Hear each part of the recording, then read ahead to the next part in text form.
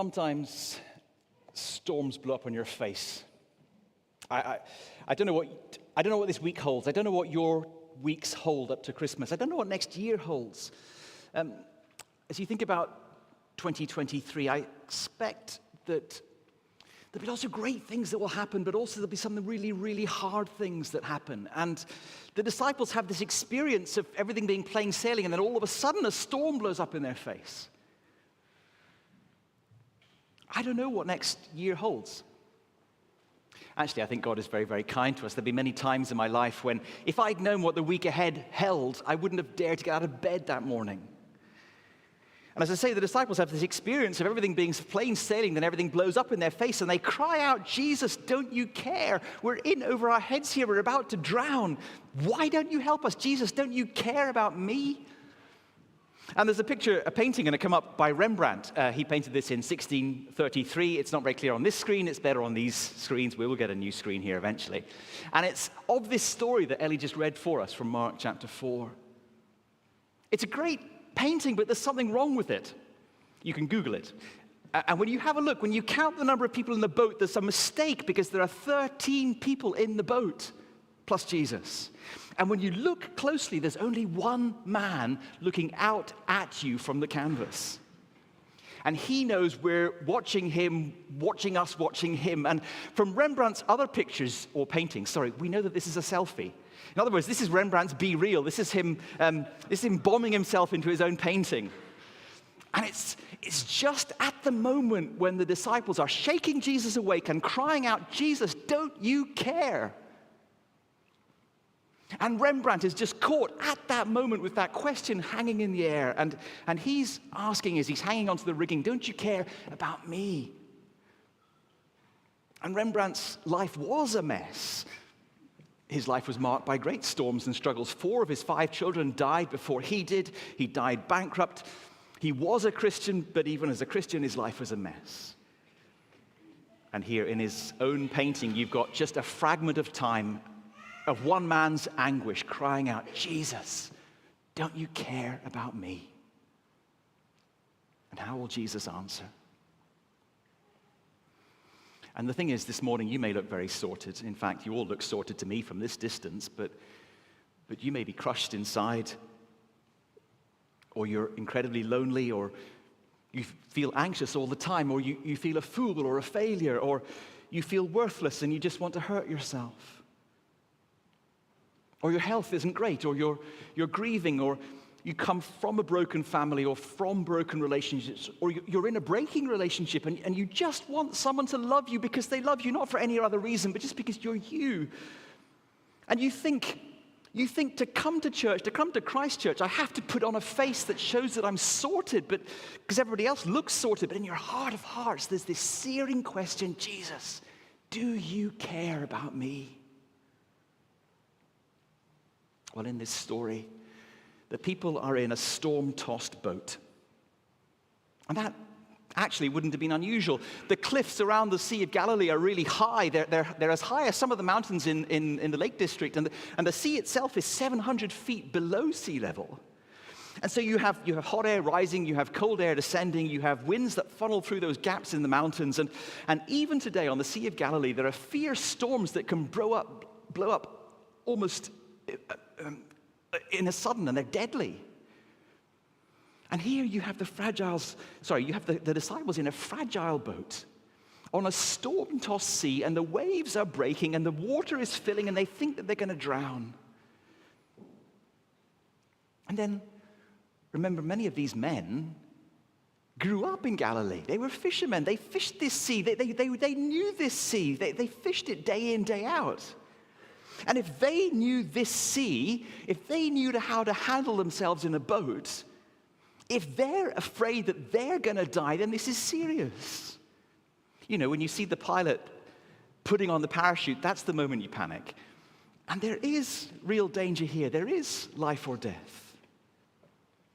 And does Jesus care? Does he care? Well, before answering that, I want to ask something else first, and that is that if these were such great fishermen, then how did they end up in this mess in the first place? How did they end up in this storm? I mean, I mean, why cross the sea at night? Were they daft? Why not wait for daylight? Why did they make this journey? And you see the answer to that in verse 35. In verse 35, they're in the storm because Jesus told them to go. In other words, they're in this storm because they were obedient. Jesus said, let's go to the other side, and they were obeying him, and they're in this storm because of obedience to Jesus, and I think that's surprising. I mostly think that the storms in my life are because I'm disobeying God. You know, he said, turn left, and I said, turn right, and he said, do this, and I said, do that. In other words, my mess is my mess because I messed up. That's what I mostly think. But why are the disciples in this storm? They're in this storm because they were doing what Jesus told them to do. They're in a mess because they were obedient. And I imagine before they got into the boat, Peter turned to Andrew and said, you know, I can smell a storm coming, a bit like that one in 62. Do you think this is safe? Do you think this is wise? And Andrew, in the Gospels, he almost says nothing, doesn't he? I think he just nods and goes, yep, storms are coming. And he gets into the boat anyway. But they're in the boat because they obeyed Jesus. They're now in a storm because they obeyed Jesus. And maybe up to this point, the disciples thought that following Jesus would mean sunny skies and tranquil seas. And maybe you thought doing stuff in church or being a home group leader or, heck, just being a Christian will, well, it doesn't mean comfort exactly, but not exactly this crap that you're facing. I mean, shouldn't following Jesus add just a little bit of insulation? But here, following Jesus, obeying Jesus, doing what Jesus said can lead you into the worst storm you've ever known. And that doesn't feel fair. I mean, I know when I stub my toe, angels don't come down to waft me into safety, but struggling with mental health, or relationships that fail, or children who are bullied or who are going through really hard stuff, or losing loved ones, or losing a job, or feeling alone. You know, Jesus, I've been doing my best. You brought me here, and now this. You led me into this, and now this. And then you start to think, well, at least I think he led me into this. I was trying my best to follow him, and then you think, well, at least this is me. Did I mess up? Or God? Everything's gone pear-shaped. Is that my mistake? Is that my fault? Or does Jesus really care? And please know this, however sorted you look on the outside, know this, that there will be days for every one of us, for every one of God's children, when you're hanging onto the rigging with one hand and you cry like Rembrandt, Jesus, do you care about me? And you might be sitting here this morning thinking, I'd never say that. You see, I know that when stuff happens, I won't be surprised because I know stuff happens. When the storms hit, I won't be surprised. But then again, the disciples also knew that storms happened. They had fished these waters. It shouldn't have rocked their boat. But knowing about storms and being in storms are two very different things. Knowing about suffering and actually suffering are two very different things. And it takes honesty in the storm to ask, where is God when I can't see him? Is he asleep? Does he hear me? Does he care? What can I hold on to today? And of course, this is what the disciples ask. They wake him in verse 38. Halfway through verse 38, they say, "Teacher, don't you care if we drown?" And then Jesus got up. He rebuked the wind and said to the waves, "Quiet, be still." Then the wind died down, and it was completely calm. That is a word from Jesus. Jesus speaks to the storm as if it's a person. He rebukes it and says, "Shut up." And immediately, verse 39, the wind dies down and it is completely calm. A few years ago now, Joanne and I worked with a church in Malaysia, and we were there in 2004. We were there on Boxing Day in 2004. And that was the day that a tsunami struck. in Indonesia, Thailand, Sri Lanka, Malaysia, as far away as Sri Lanka, and it killed 250,000 people.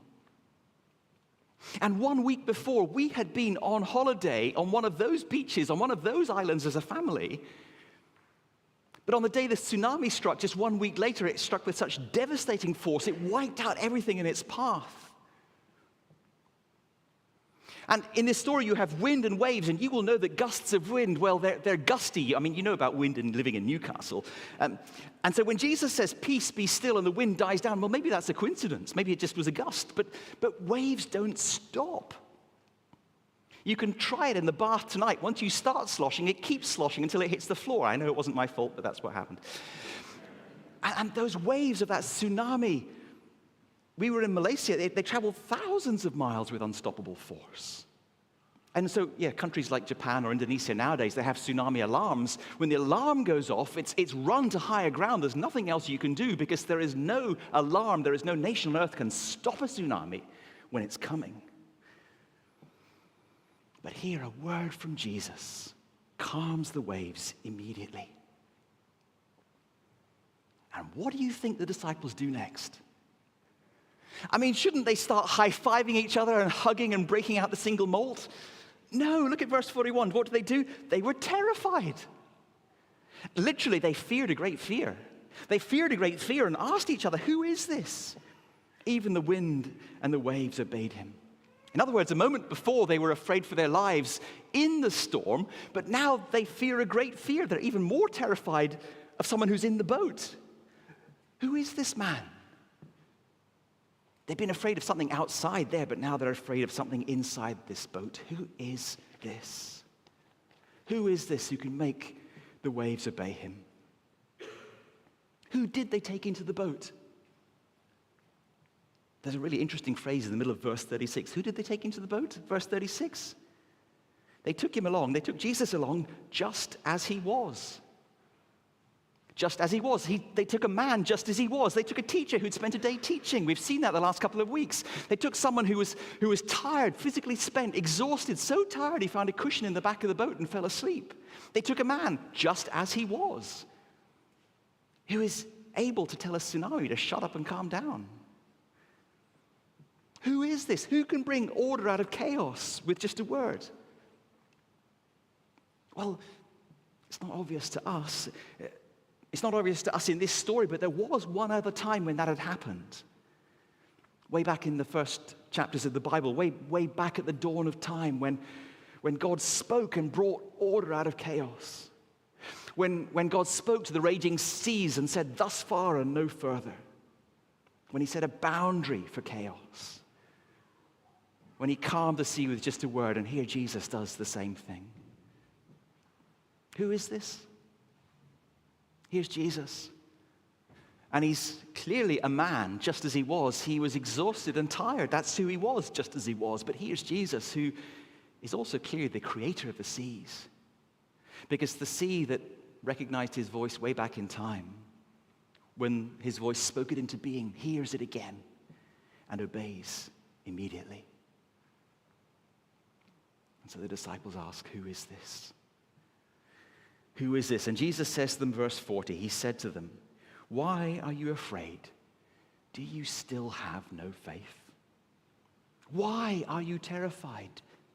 Do you not trust me? Do you not have faith in me? Do you still have no faith in me? And that word still is really important. Still, after all this time? Do you still not trust me after all you've seen in the first 4 chapters of Mark's gospel? You've seen lots of stuff from me. You've seen me heal people. You've seen me heal someone with leprosy, raise someone who's paralyzed. You've seen the lame walk, the blind see, the deaf hear. Do you still not know who I am? Do you still not trust me? You've had 101 good reasons to trust me. And honestly, that's the surprise in this passage. The surprise in this passage is not that the sea is suddenly calm. The surprise is Jesus' surprise. He's surprised that they still don't get who he is. They've been with him 24/7. They've seen all he's done. They've heard all he's said, and they still don't get it. They still don't trust him. In other words, Jesus thinks that by now it would be reasonable for them to trust him. It would be reasonable for them to have faith in him. And of course, faith is one of those jargon words we use as Christians. It's one of those jargon words that's in the Bible. But faith in the Bible is not a cop-out. It is not a leap in the dark. It is not believing something you know ain't true. Faith in the Bible is never blind faith. It is always based on facts. Faith or trust or believing in Jesus is not something that happens despite evidence. It's based on evidence. Faith is reasonable. And Jesus is clearly surprised that you guys have had plenty of reasons to trust me. Do you still have no faith? So here's a question. Do you think the disciples do anything good in this story? Do you see any faith here? Well, I think there's one thing, and that is that at least they cry out their fears to Jesus. Is that maybe a mustard seed of faith? At least they turn to him. You know, so many of the Psalms start with this phrase, save me, help me, hear my cry. And Psalms like this, 69, coming up on the screen, David says, save me, O God, for the waters have come up to my neck. I've come into deep waters and the flood sweeps over me. Another psalm says, awake, Lord, why are you sleeping? Why do you hide your face and forget our misery? The disciples at least turn to Jesus, and the Psalms show us there's nothing wrong with, if you like, beating your fists on Jesus' chest. Is there anything good here? Well, yes, at least the disciples cry out to him, but honestly, it's more a cry of doubt than of faith, isn't it? It's more a cry of doubt, and what are they doubting? I think they doubt two things. They doubt that God cares, they doubt that Jesus cares, and they doubt that he can. In other words, they doubt that he would save them, and when he does, they're clearly surprised. They doubted that he could save them. They doubted he loved them and that he was in control. And really, that's not very far away from us, is it? That's the seat, that's the heart of all my doubts. I doubt that God cares and that he can. I doubt that he's loving and that he's in control. I'm more like the disciples than I like to admit. So, no, not really a cry of faith, but at least they cry out to him. And of course, Jesus is incredibly kind. He hears their cry. And thank God, that is what God is like. God is still incredibly kind. And he hears my fearful cries. He hears my confused cries. He hears me even when I can't find the words and just cry. As we saw, he's even given us language in the Psalms to pour out our confusion. Later, Jesus will say, if you want to come to me, you have to come to me like little children. And you will know that little children just pour out everything. I mean, little children are a mixed bundle of fears and feelings and thoughts, and it's incoherent and sometimes very messy, and sometimes they just cry. But that's what we do. In other words, don't bottle up what God invites you to pour out. And as children, we do come back to our Father. We cry out in our mess, in our confusion. But at least we cry to him. And the disciples' cry is, don't you care? How much do you think that hurt Jesus? Don't you care? How much do you think that cut to the heart of who Jesus is and why he came? And they're saying, Jesus, don't you care? I don't know if you're willing to save me. I don't know if you're able to save me. Don't you care about me? Doesn't their question just reveal how much they don't know about Jesus? That they don't get his heart yet? And of course, all through Mark's gospel, they just don't get it. They can't get it. In fact, they just won't get it. And even the night before the cross, they didn't get it. When Jesus faced a storm the night before the cross in the Garden of Gethsemane, at that point, who's asleep? I mean, in this story, Jesus is asleep and the disciples are in trouble. But in Gethsemane, when Jesus is in trouble, who's asleep? The disciples are asleep. They don't care enough to stand with Jesus in his anguish, and they slept when he needed them most. And yet he cared for them so much that he went through hell for them. And the night before the cross, Jesus saw the storm that was about to break over him, and it terrified him. And on the cross, he calmed the only storm that could ever ultimately sink you. Because on the cross, he took the righteous wrath of a God that you deserve, that I deserve, for all my sins. And he took the whole storm onto himself. He went through hell for you. That is how much he cares for you. And in that storm, on that cross, there was no word saying, quiet, be calm. In that storm, on that cross, his Father didn't stand up, didn't stop the onslaught. In that storm, on that cross, Jesus took all your sin, all my sin, everything. He swallowed the tsunami so that we would be safe. That is how much he cares. And you see, knowing Jesus like that means that there is no storm in life that can ultimately ever sink you. There are no waves that can separate you from him. There is nothing in earth, in hell, in heaven. There is nothing that can separate you from the love of God in Christ Jesus. And knowing that, you can sleep. You see, in this story, we know that Jesus cares about his disciples, but if you zoom back the camera, back wide angle, how is it that Jesus can sleep at this moment? How can he sleep in a storm?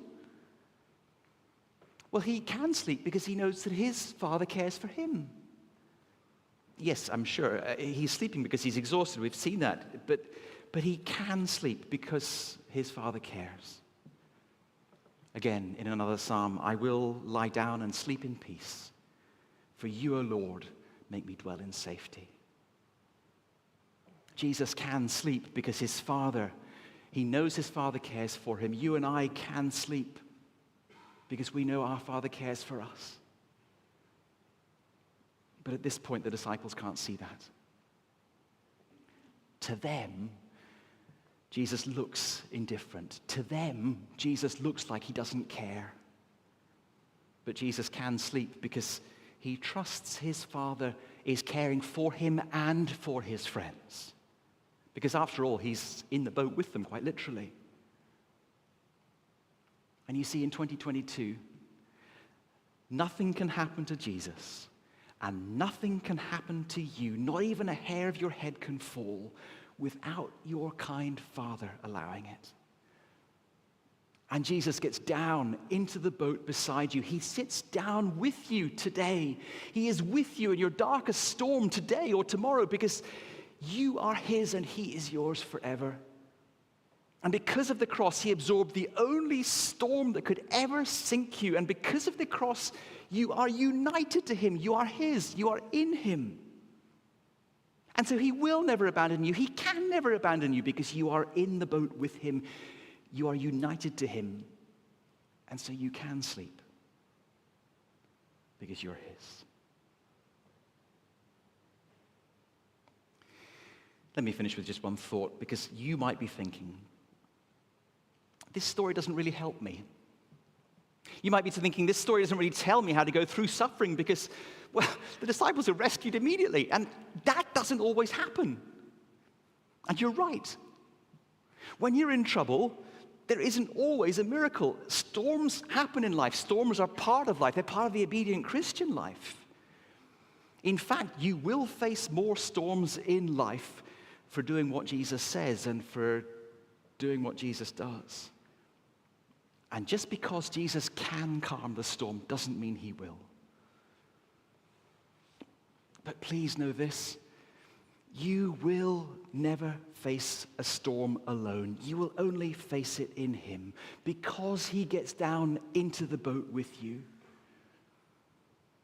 And I think you and I need to know, not just up here, but in here, that Jesus knows and he's been there and he's here now and he cares and he knows what I'm going through. In fact, he's experienced every hurt that I've ever experienced.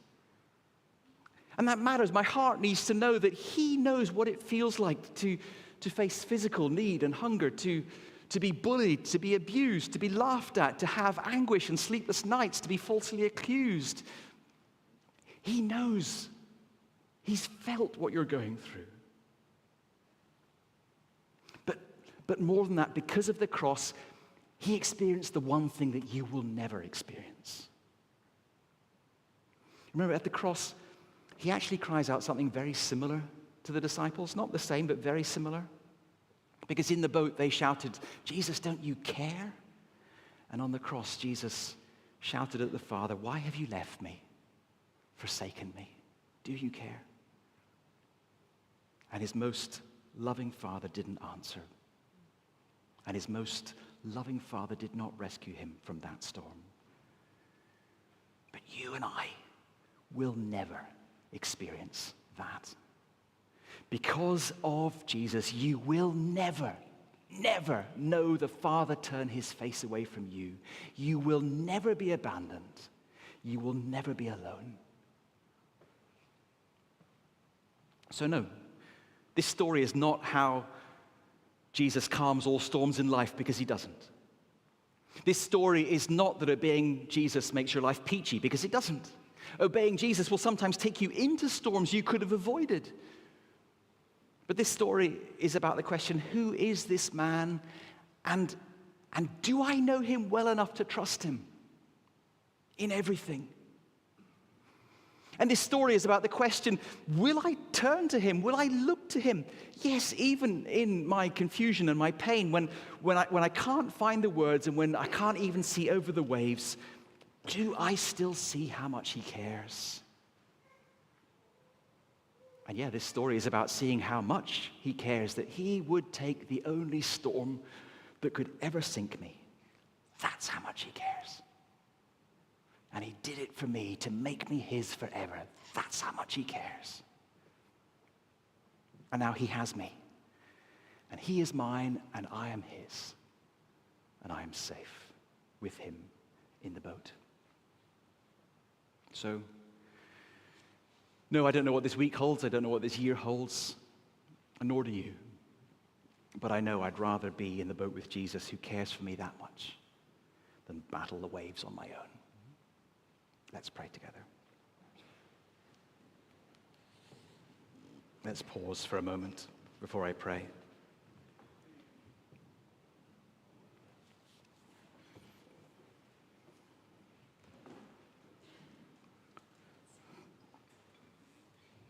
Father, in the storms, help us to know in our heart of hearts that you haven't abandoned us. Help us to sense that even here, even in this thing, that Jesus is with us in the boat. Or better yet, we're safe in him. We are united to him. We are in him. And help us learn and prove that your character, your nature is always to be loving, and that you are in control. And therefore that this thing, whatever this thing is, or whatever the thing tomorrow is for our good and for your glory.